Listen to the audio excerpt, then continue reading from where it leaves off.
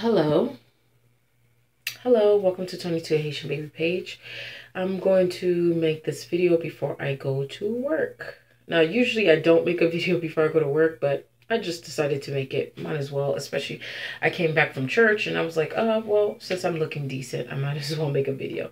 So this video I titled is Black Power Racist. And I took notes and stuff. There's like a whole bunch of things that I wanted to say and I wanted to get my point across. Now, I think racism starts, I can't even say that racism starts in the home anymore. It does play a part to it, but I believe that racism starts, I believe that racism starts in the media. Because me as a Black woman, and the reason why I'm saying this is because I'm not the only Black woman who feels that way. And I know that. And I've even known some Black men who have said that, like older Black men who have said this. The media does a lot of subliminal messages that if I'm by myself at night and say that I see a person with a hoodie or with a hat, I'm going to get scared. And I'm going to run to a well-lit area or hurry up and run to where I'm getting to or cross the street or something. And that has happened to me before. My friend was in a car and he was Black and he was driving. He was like, "Hey, girl," or whatever. And I got scared. And it was dark and I was coming out of the bus and going home from school. And I got scared. And he got out of the car and chased me and like grabbed me, and I got scared, and then finally he's like, no, it's me. And I was like, oh my goodness, don't do that. He's like, whoa, you scared? I was like, yeah, because that's just how it is. The Black person is looked at as the bad guy, and the white person is looked at as the good guy. Like even with the whole James Bond movie basically saying that Idris Elba is too much of a thug to play James Bond. I guess he don't have that James Bond swagger is ridiculous to me, because to me, I feel like he'll make the movie money. People will see him, will go and pay their ticket and see a James Bond movie, even if it's with him in there. Even white women. I know some white women who slob. There's no way you can't slob at Idris Elba. I'm sorry. But seriously, all this killing of people, Black people mostly, but I know I read a couple of stories of Latino people getting attacked by police too. All that is getting out of control. And to have a Black president, there was a therapist, I think, he had a interview that I'm going to link below in the at the Breakfast Club, and he was talking about having Obama accountable. And I've heard that from Black people before, but they never really explain, They just say, oh, well, he didn't do anything, but they really didn't go in depth with it. He went in depth with it, and I have to say I do agree with him, because nothing have been done for Black people, and especially to have a Black president. He's done everything for everybody else. Transgender people, gay people with the right to get married, along with other things. And I know, and Latino people he have put in position in Congress. Like not black folks though. And I put him, the first time I voted for him, I put him in office because I believed that he was going to help people. And he did help people, but not just not Black people. And I did, and honestly, it was because he was Black. Let's be honest. It was because he was Black. But the Black didn't kind of sway me. That was kind of like a bonus for me. It was what he said he was going to do, what he stand for, the way he was, how his demeanor and everything. And his plan for America. I believed in that. And that him being a man of color was just a bonus for me. And then the second time I voted for him, I started seeing what he was doing for other people. And I figured, okay, well, of course, he's going to get to us. He just didn't have enough time in the 4 years. Just making excuses for him basically was what I was doing, which I believe that many people were doing. And I just figured, okay, yeah, let's give him another 4 years. He'll make it happen. Nope, didn't.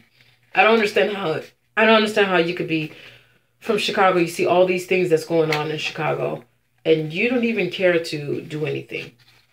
You didn't make any laws to protect black people. You made them for other people, though. You didn't give any black person any type of a opportunity, like a real opportunity, leadership opportunity. You didn't really do anything. Just like the other presidents. I'm not going to say Obama was the worst president we ever had, but I think he was a bigger disappointment because as a person of color, he had the ability to make the changes and he didn't. And he didn't even attempt to show that he was making a fight. He made a bigger fight for the damn Obamacare than he did for anything that could have helped people, black people. Let's be honest. He just, every time he got denied for it, he just kept going.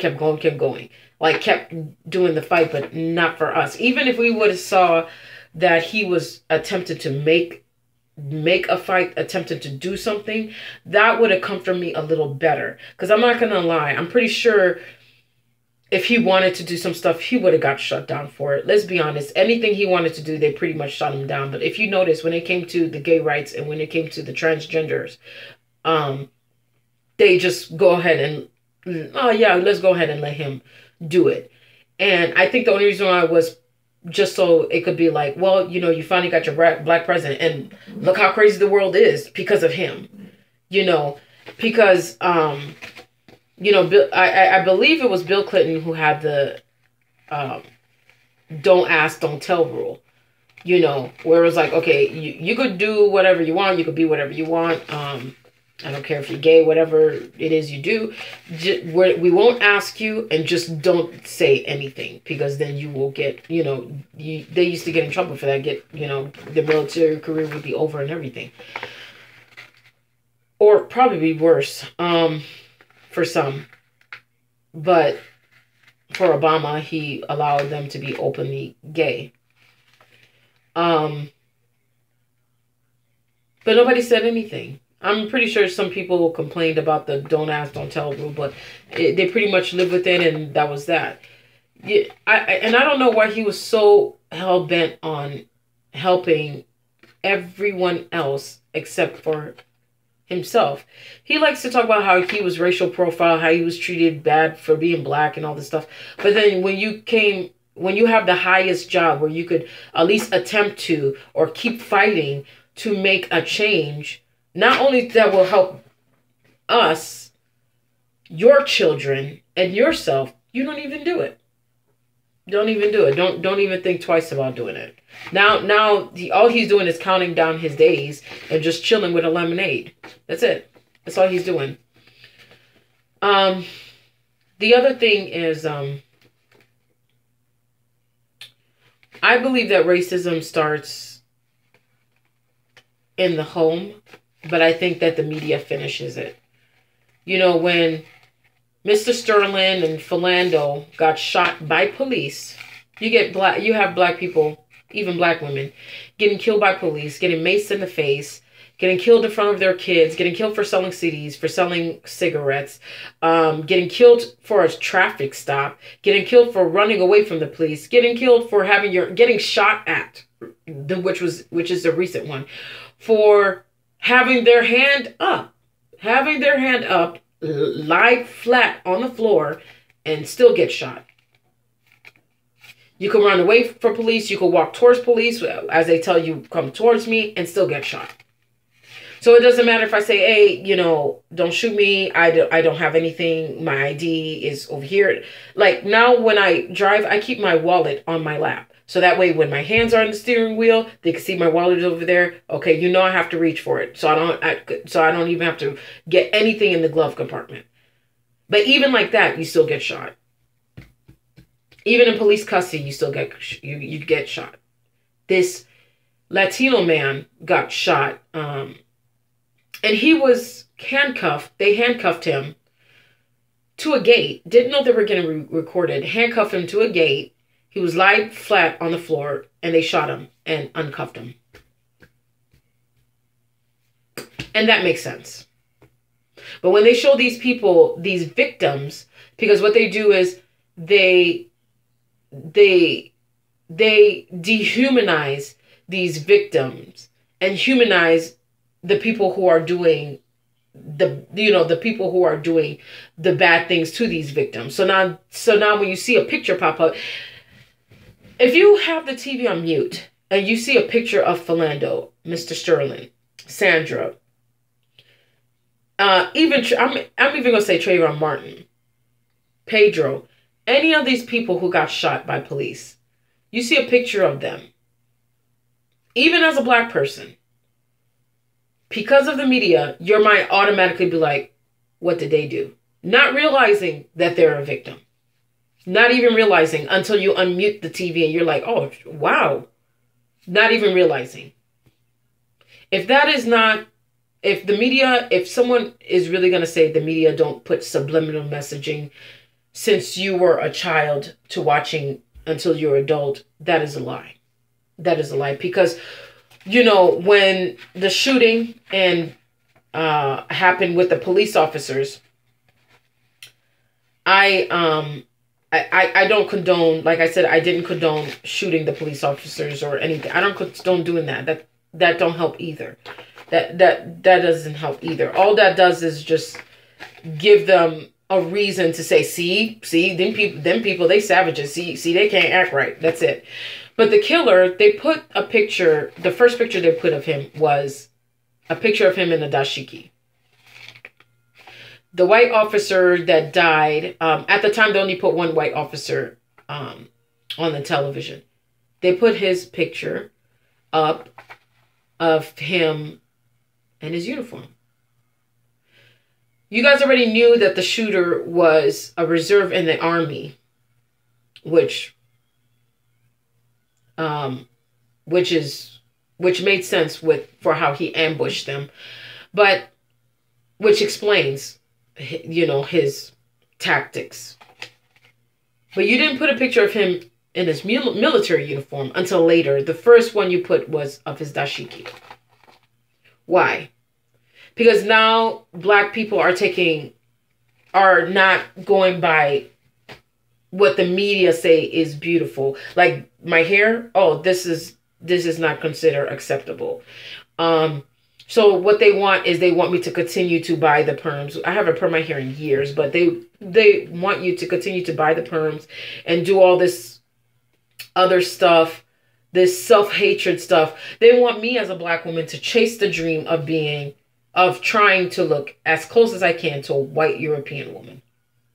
A white European woman don't have any of my features, and I don't have any of her features.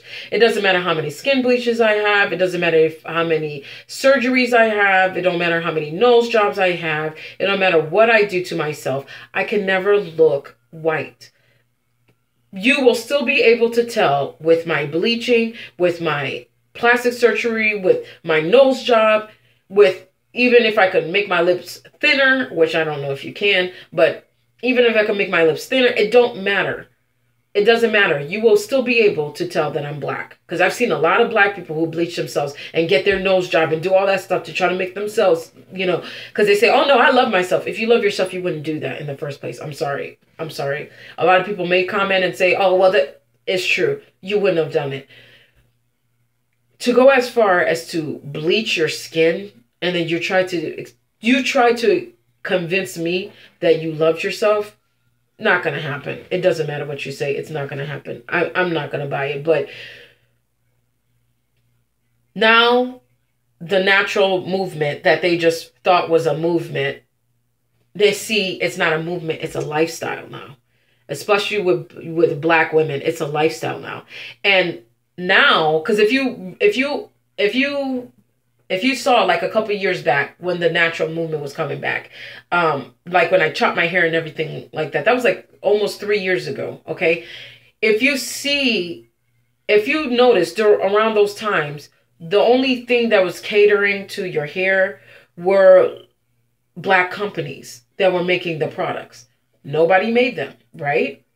As soon as they saw that this trend was here to stay, wasn't going, that's when Dove came with their all curly products, and all these other white companies come with their products. But when they saw that Black women and women of color was just like, oh, we're just going to accept ourselves, we're going to love ourselves, they're like, they didn't even have the confidence in us, because they were like, it's a trend, it ain't gonna last, because we all know they want to look like white women. That's what they were thinking. Because if they seriously didn't think that, I'm pretty sure they saw that it was a market, and I'm pretty sure they saw that the prices, especially on perm, have gone down drastically. And that was like all over the place, even before Dove and all of them came. So I'm pretty sure they saw that, and they still didn't care. But when they saw that all these Black products that first started small and now they becoming like multi-millionaire, you know, from like Carol's Daughter and Shea Moisture, like they're getting into Walgreens, CVS, Walmart, and they're making money, like actual money from it. That's when they were like, money, because money talks to them. Money, okay, let's go ahead and start making some products that helps out a Black sister. That's when they started caring. Like, why is that? If they can make a profit out of it, that's when it's important. But before, for years, you know, a lot of people were saying, oh, Black people, they're so lazy. I'm sorry. Before, there was no products to do your hair. There was no, you know, because I have dry hair and I have curly hair, and there's no product that would help me. Now I use Shea Moisture. I haven't used Carol's Daughter, but Shea Moisture seems to be my busy mate at this point. And that's what I use now. That is what I use now. And it, you know, even when it dries, it still have that moisture, you know. And now that's like the biggest thing now. Now all these companies are trying to do it. Now for me personally, I go with whatever I want to go with, but I'm going to support a Black company first. And the reason why I'm going to support a Black company is not because, oh, they're Black and I'm Black.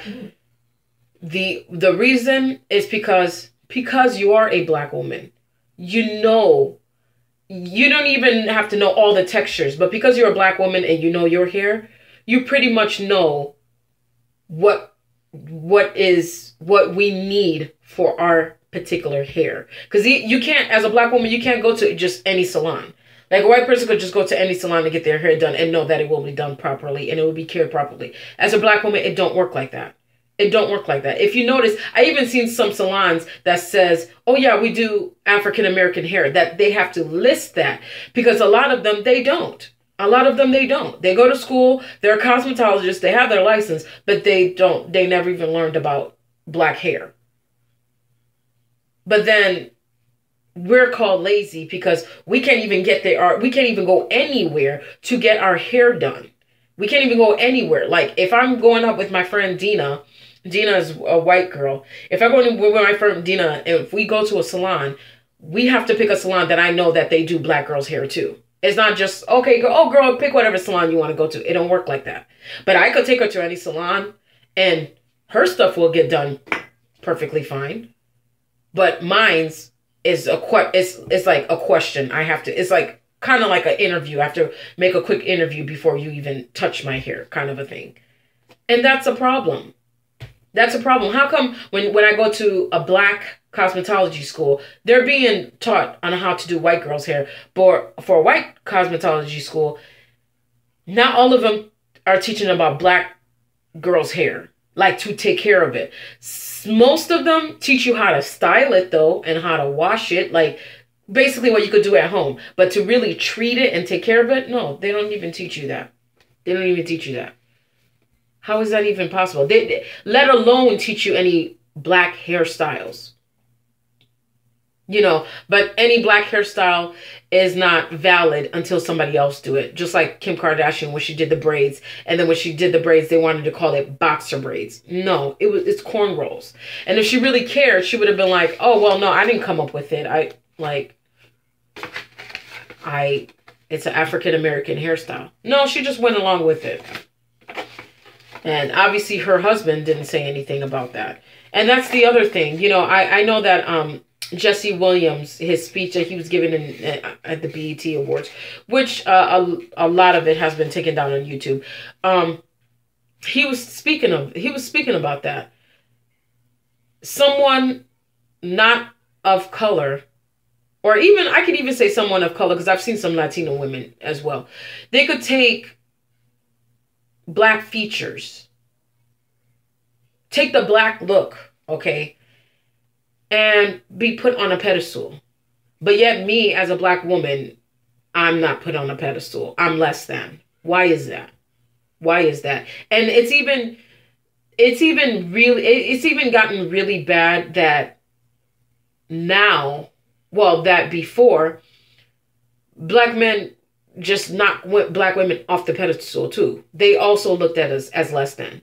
The only good thing I could say about this whole thing that's going on with police, it has brought us together. It has brought the black women who thought that there were no black men out there who don't give a care, who don't give a toss about us, and let them see they are black men who still think black women are beautiful and put us in a pedestal. And the same thing with black men who thought that all black women, all they do is have an attitude. They don't care about them and stuff like that. And all they want is money. But when things get hard, you don't see them. And who have you been seeing? Black women. They're the ones who have been sacrificing with the WNBA, sacrificing their careers, sometimes their lives for black men. I don't see Kim Kardashian out there. I don't see her say anything. She waited until what?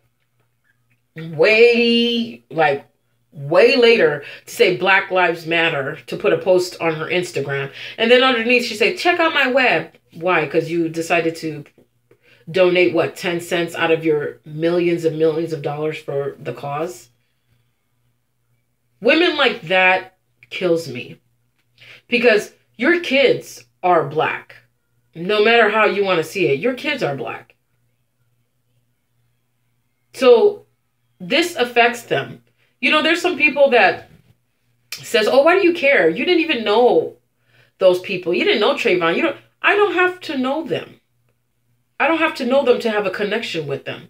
Just like when these police officers got killed, you didn't know them, but you still had a connection with them. Like, I will forever have a connection with the black community because I'm black. Like, I didn't know I have to know somebody personally to have. It's just like,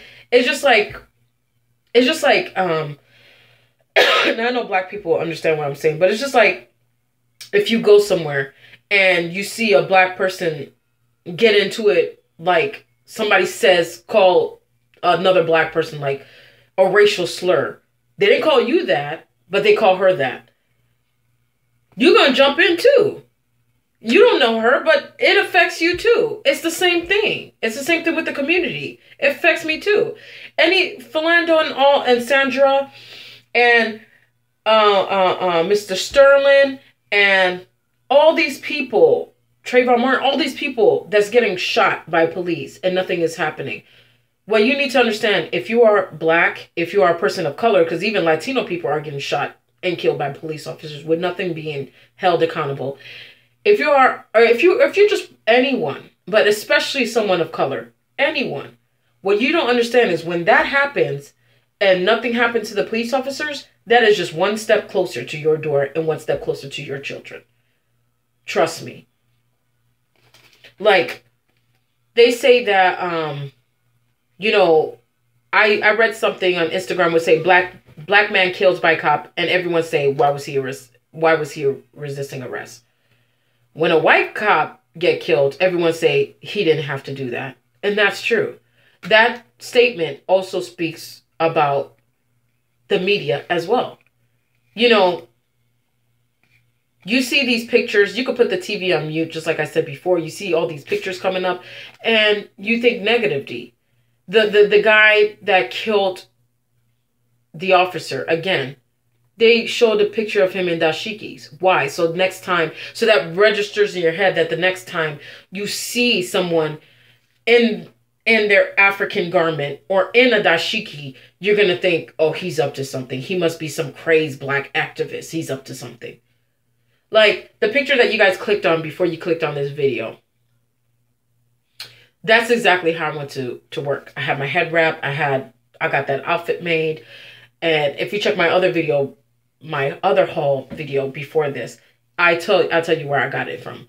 Well, I didn't get it made. I bought it from someone actually. But I got a lot of compliments. White folks, Latino folks, a lot of compliments. Black folks, a lot of compliments.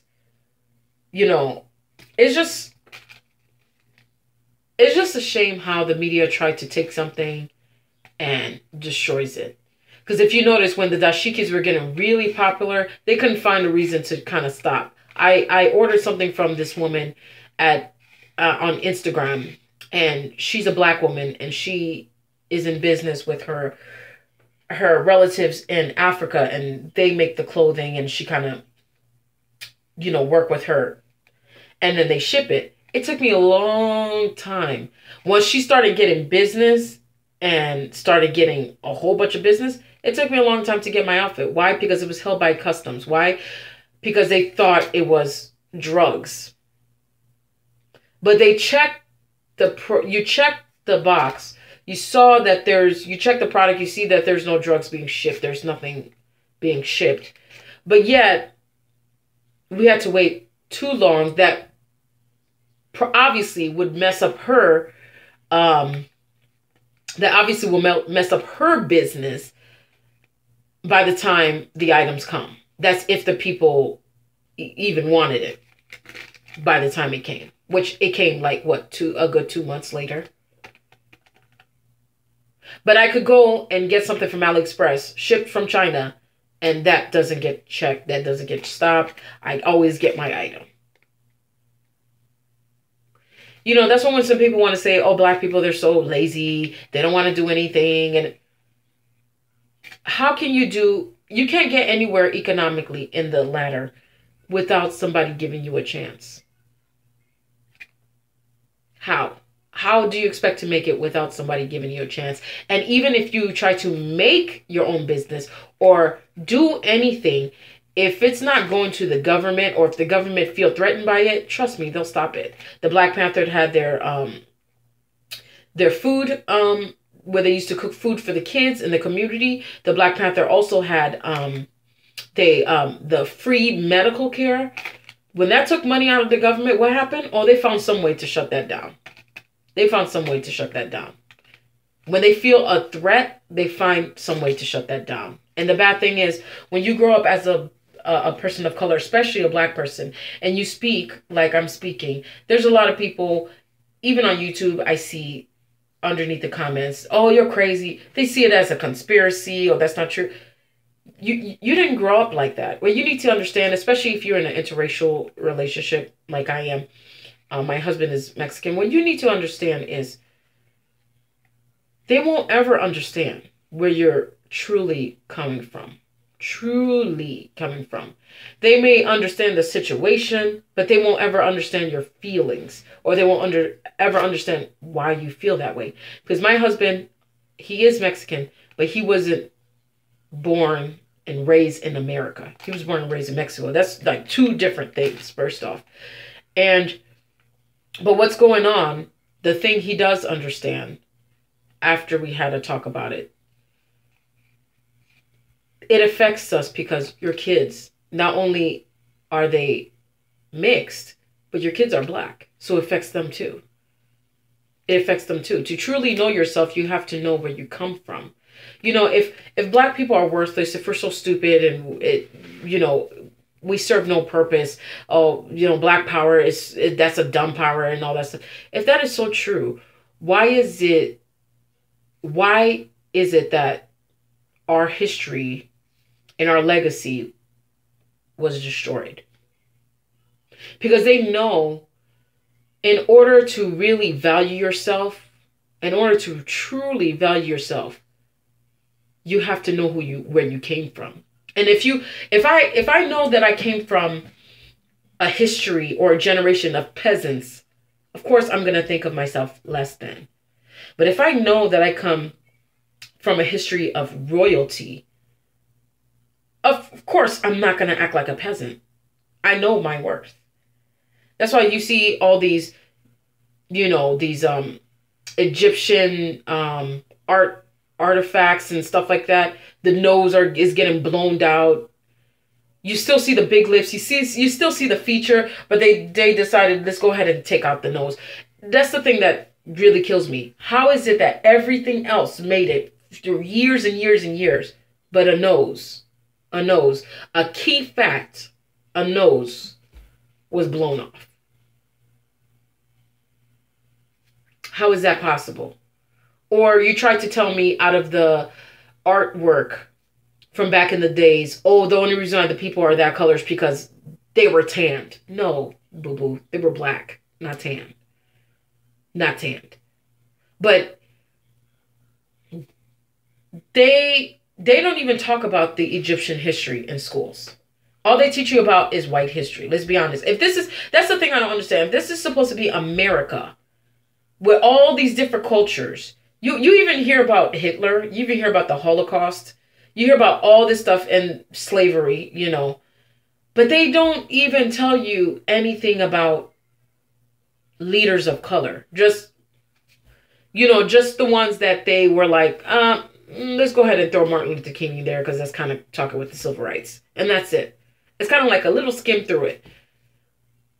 Martin Luther King and Rosa Parks. Those are the two that you keep hearing from elementary all the way to high school. If you want to learn anything else, you pretty much have to make your own research. And that's why it is important as parents, or even not even as parents, to educate your kids. To educate your kids, because racism and all this stuff starts in the household and it ends with the media. The media put the final coffin in it. Like in Matthew 7 in the Bible, in Matthew 7:17, it says, likewise, every good tree bears good fruit, but a bad tree bears bad fruit. This is a child's lesson, and that's a life lesson. And then it says Matthew 7:12, so in everything you do to others, so in everything you do to others, what you have them do to you. For this sums up the law and the prophets. Not many who knows the Lord will enter the kingdom because of their behaviors. That's the other thing. I don't understand how you can say that you believe in God, but you're killing and shooting innocent people. So when you kill and shoot innocent people, do you repent and you think that that's okay? Like, I know some black people who are just like, oh, the religion is a part of making you oppress. If that's what you feel, that's what you feel. Me personally, I don't feel that. Because everything repeatedly over and over again that is taught in the Bible is about love and how to treat people with love and how to treat people fairly and equally. It doesn't say, oh, give love to just everybody with black people. It don't say that. It doesn't say that. So that's why for me, I believe in the Bible. I believe in God. And nothing will sway me out of that. I'm sorry. Nothing will sway me out of that. And they say, in the Bible, they say, train up a child towards God. And God is what? Love, peace, and harmony. And it says, 2 Peter 1-5. This one is 2 Peter 1, 5-9. So it says, for this very reason, God divine power has given us everything we need for a godly life. Make every effort to add to your faith goodness, and to goodness knowledge, and to knowledge self-control, and to self-control perseverance, and to perseverance godliness, and to godliness, brotherly kindliness, and to brotherly kindliness, love. So it all goes back to love. He's telling you to love yourself, have self-control, to know yourself, knowledge, to know yourself. In my journey in getting closer to God, I've been also getting back into learning more about my Black culture. Black culture meaning African culture, Haitian culture, African American culture, everything. Because you cannot know yourself without knowing your background. You can't know your worth without knowing your background. If I can't sit up here and say, oh, I love myself. But I may know what I think I know, but I don't really know myself. I have to know where I come from in order to really value myself. And even if I go back and I know where I come from, and it's not in a place of where I feel like it needs to be, I could change that. But I still have to go backwards in order to make a change.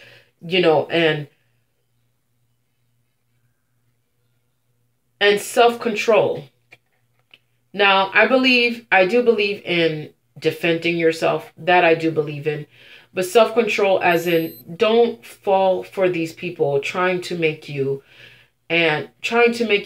seem like you have no self-control because you want to pop off every second you get. Don't.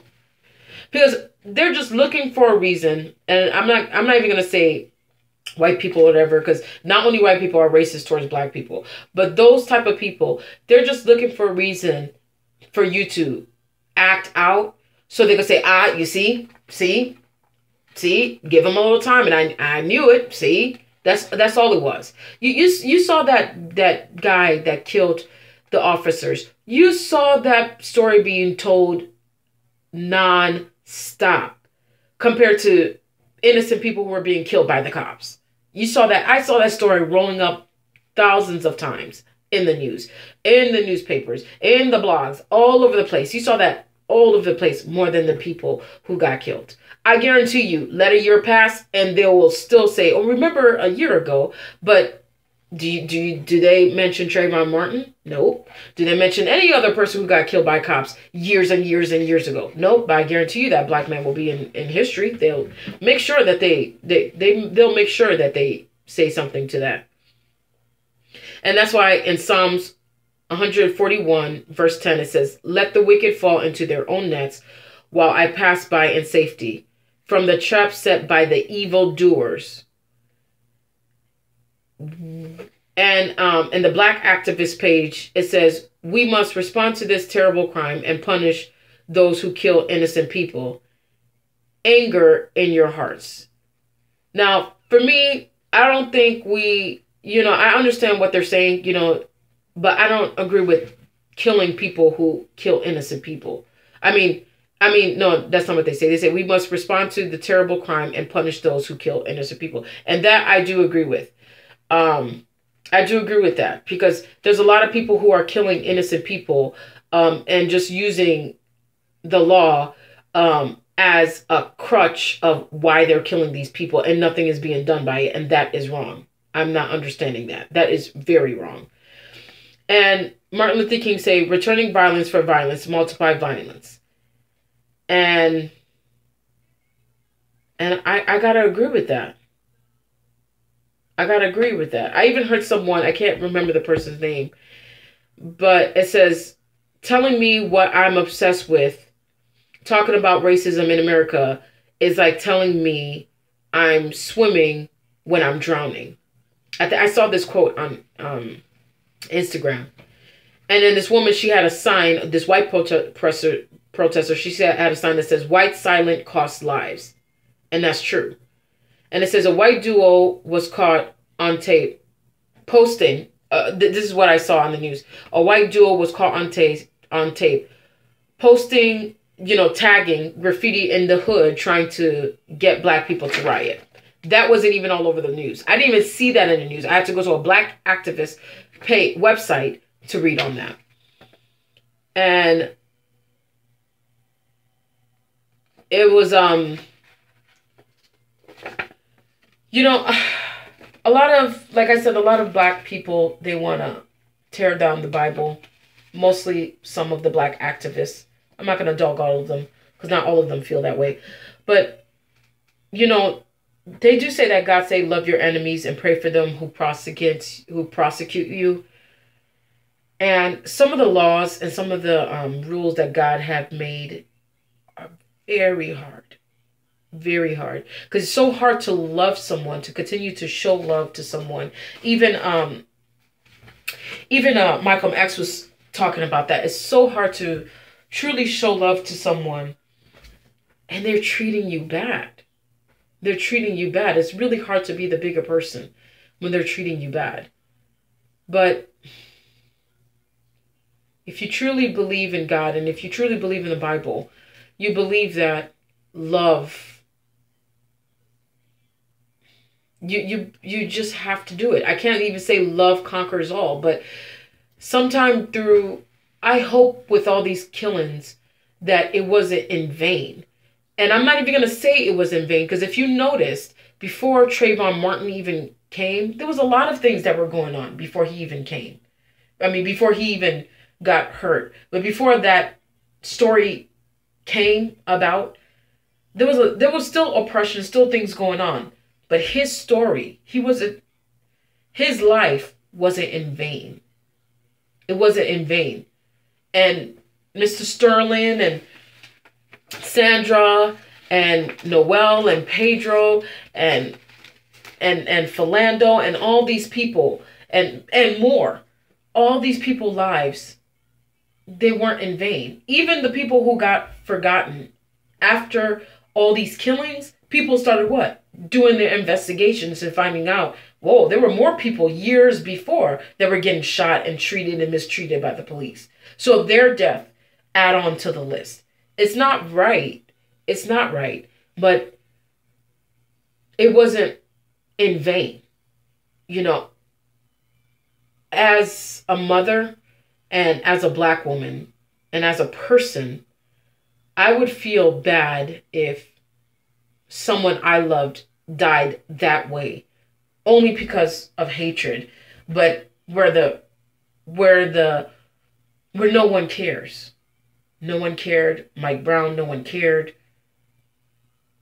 But all these protesting, all this people black people making a stand, supporting more black businesses, putting their money into black-owned banks, like just being like, forget it, doing their own thing. None of that would have transpired had these events didn't happen. Did I want those people to die? No, I don't want anybody to die a horrible death like that. For something, I don't want anyone to die for something that could have been prevented. For there's like no explanation, no reason behind it. That's a terrible way to die. A terrible way to die. I don't want anybody to die like that. But the good part of it, because when you read it, the story, when you see the stories, when you see the videos, you don't see the upside of it. How can you? But without that, all this wouldn't have happened.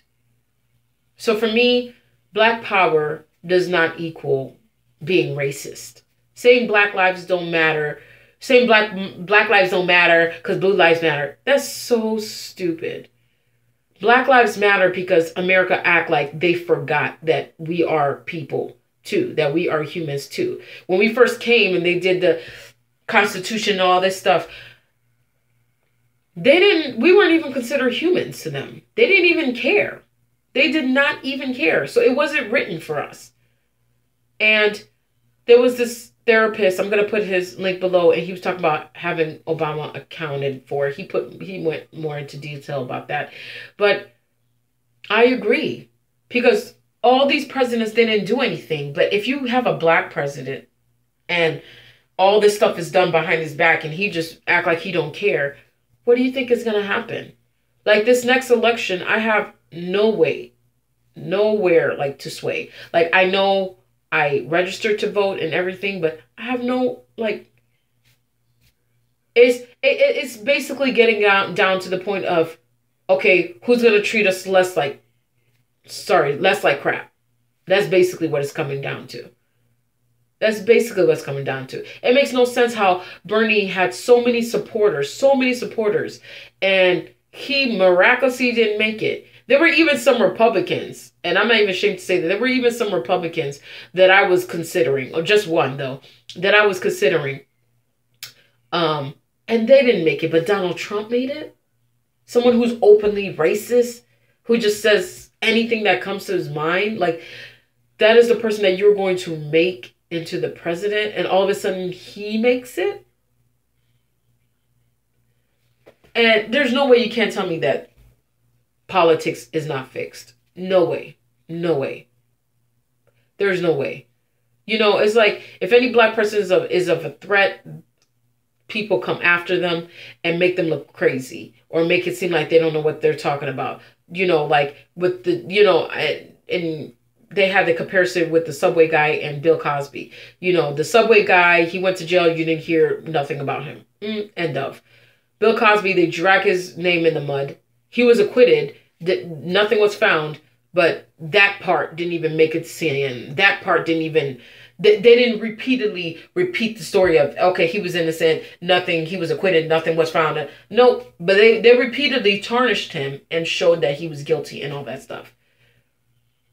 Only him and God knows what happened.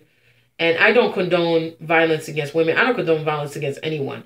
But waiting until someone is old to say something, that's kind of questionable to me.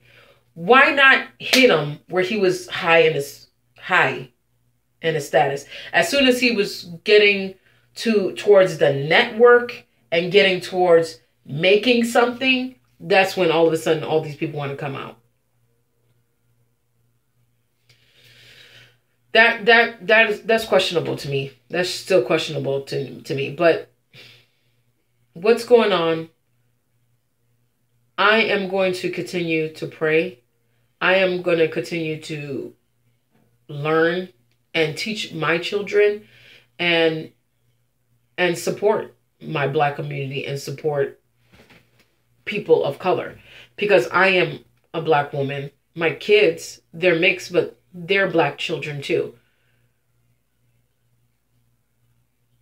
It doesn't matter if you're a person of color. If we have more people standing with us, especially more white people standing with us, you will see there will be a change. There'll be no problem but a change. But because there are some people who are still like, oh, we don't care. Oh, yeah, you guys are so lazy. You guys just want everything given to you. No, what we want given to us is what everyone else is getting but us. Everyone else is getting a handout. Everyone else is getting a loan to a good business plan, but I can't get one. My husband could walk into a bank and get a loan with the same proposal. I could take it from his hand and go to a bank with it and get denied. That is a problem. That's a problem. Just because I know some Black people who get, you know, a Harvard education, they look at that as a handout. No, that's not a handout. Even if you're there in Harvard or Yale with a scholarship, that's still not a handout. Because when you get there, you have to still do the work. And when you do the work, you're still dealing with racial problems. They're not just like, oh, here you go. Oh, you're going to live a nice and comfortable, steady life. No, you're not. You're not. You're still going to have to be reminded that, look, you're Black. Oh, see, you got a handout. So you got the handout that my white friend should have got. You're still going to get something. And that's not right. In 2016, there's no reason why all this is still relevant. In order to make a change and to let the government know, hey, we see what you're doing, we need to come together. And that will, if we don't come together, that will never happen. Well, that was my video. Comment, subscribe. Let me know what you think. I'm sorry I had to cut it short, but I have to go to work. And let me know what you think about the video. And let me know what you think about what's going on just in general right now. Thank you, guys.